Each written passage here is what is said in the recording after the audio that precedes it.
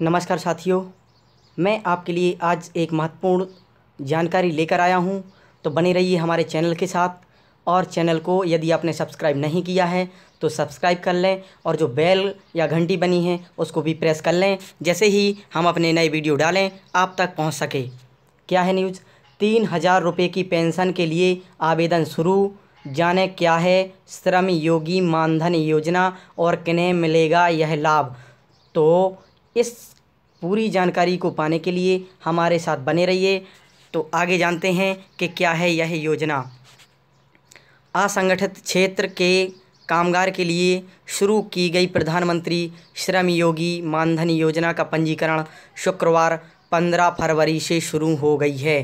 तो ये योजना शुरू हो चुकी है, इसका पंजीकरण होने लगा है। वाराणसी से प्रकाशित ये पत्रिका न्यूज़ है। क्या है? तो मोदी सरकार ने प्रधानमंत्री श्रम योगी आदित्यनाथ मानधन योजना प्रदेश मंत्री श्रम योगी मानधन योजना की शर्तें जारी कर दी हैं। यह योजना 15 फरवरी से शुरू हो गई है। इस योजना के तहत असंगठित क्षेत्र में काम कर रहे लोगों को 60 साल की उम्र के बाद 3,000 रुपये प्रतिमाह पेंशन दी जाएगी। तो जब व्यक्ति 60 साल की उम्र में पहुंचेगा तो 3,000 रुपये प्रतिमाह की पेंशन दी जाएगी। सरकार ने इस योजना की घोषणा 1 फरवरी को पेश अंतरिम बजट में की थी, जिसकी अधिसूचना सरकार ने जारी कर दी है। असंगठित क्षेत्र में कामगार के लिए शुरू की गई प्रधानमंत्री श्रम योगी मानधन योजना का पंजीकरण शुक्रवार 15 फरवरी से चालू हो चुका है। अब आगे देखते हैं क्या है। इसमें लिखा हुआ है कि 42 करोड़ कामगारों को जोड़ने का इसमें लक्ष्य रखा गया है। योजना से जुड़ने की उम्र सीमा तो 18 से 40 वर्ष का होना ज़रूरी है। यदि आप 41 वर्ष के हैं तब आप पात्र नहीं होंगे और 18 वर्ष से कम हैं तब भी आप पात्र नहीं होंगे। पहले से ही केंद्र सरकार की सहायता वाली किसी अन्य पेंशन स्कीम का सदस्य होने पर वर्कर मानधन योजना के लिए पात्र नहीं होगा। यदि आप पहले से कोई पेंशन पा रहे हैं तो आप पात्र नहीं होंगे। कौन हो सकते हैं शामिल? यह योजना रेहड़ी पटरी लगाने वालों, रिक्शा चालक, निर्माण कार्य करने वाले मजदूर, कूड़ा बीनने वाले, बीड़ी बनाने वाले, हथकरघा, कृषि कामगार, मोची, धोबी, चमड़ा कामगार, यानी जो निजी काम करते हैं या दूसरों के काम करते हैं, मजदूरी करते हैं, उन लोगों के लिए यह योजना है। कितनी होनी चाहिए इनकम? तो मेगा पेंशन योजना से जुड़ने के लिए असंगठित क्षेत्र में काम करने वाले कर्मी की इनकम 15,000 रुपये से अधिक नहीं होनी चाहिए। पात्र व्यक्ति का सेविंग अकाउंट यानी बचत खाता और आधार नंबर होना ज़रूरी है। कितना करना होगा अंशदान, यानी कितना अंशदान जमा करना होगा। तो योजना के साथ 18 वर्ष की आयु में जुड़ने वाले कामगार को 55 रुपये मासिक राशि जमा करनी होगी, यानी केवल आपको 55 रुपये महीने में जमा करने हैं। इतनी ही राशि का योगदान सरकार करेगी, यानी जितने 55 रुपये आप देंगे 55 रुपये सरकार आपके खाते में जमा करेगी। अधिक उम्र में योजना से जुड़ने वाले व्यक्ति का मासिक अंशदान भी बढ़ता चला जाएगा।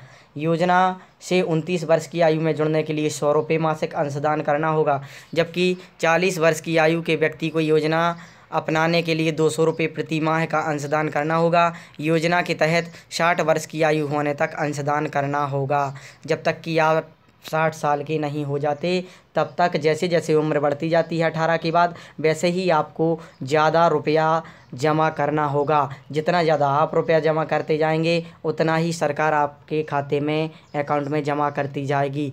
पर यह जो जमा पैसा है वो आपको मिलेगा 60 वर्ष की उम्र के बाद। मौत होने पर क्या होगा? यदि व्यक्ति 60 वर्ष की उम्र पूरी नहीं कर पाता और पहले ही उसकी मौत हो जाती है तो योजना में यह प्रावधान होगा कि यदि कोई कामगार नियमित रूप से अंशदान करता रहा है और किसी वजह के बाद उसकी मृत्यु हो जाती है तो उसकी पत्नी योजना को आगे बढ़ाने की पात्र होती है। वह आगे नियमित रूप से योजना में अंशदान कर सकती है।